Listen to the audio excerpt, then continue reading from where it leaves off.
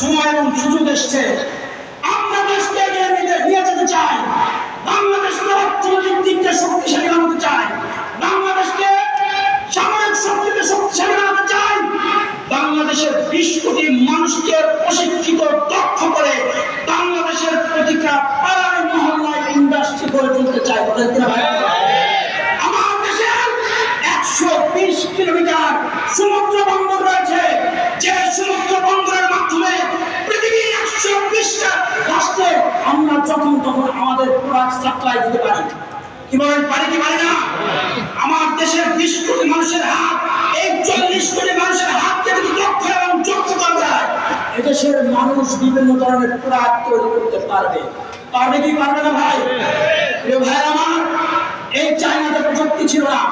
আপনারা জানেন পুরো পৃথিবীর মধ্য থেকে ইউরোপিয়ান কান্ট্রিগুলো, আমেরিকান পশ্চিমা দেশগুলো প্রোডাক্ট রিসার্চ এবং ডেভেলপমেন্টের কাজ করে।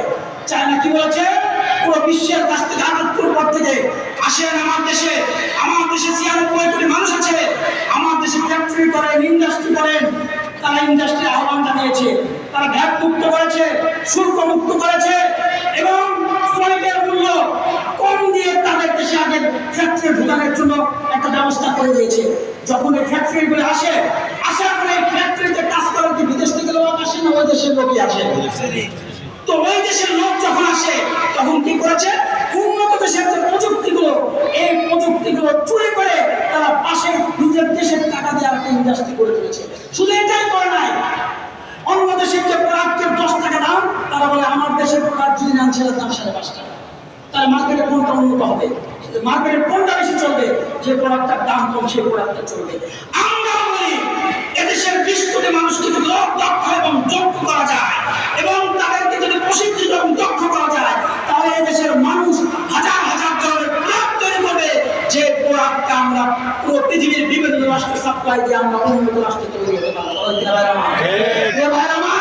আমার দেশের সমুদ্র রয়েছে, বাংলাদেশে 1,47,000 বর্গ মাইল। সেম কাছাকাছি আমাদের সমুদ্র বন্দর রয়েছে, সমুদ্র রয়েছে, যেখানে আমাদের সিলেট বালু রয়েছে, খনিজ বালু রয়েছে, আমাদের কয়লা রয়েছে, আমাদের গ্যাস আছে, আমাদের পেট্রোল আছে, বিভিন্ন খনিজ পদার্থ বাংলাদেশে আছে। কিন্তু এই বর্তমান যে শিক্ষা ব্যবস্থা, এই শিক্ষা ব্যবস্থার মাধ্যমে কোনো কিছুই হচ্ছে না। আমরা যদি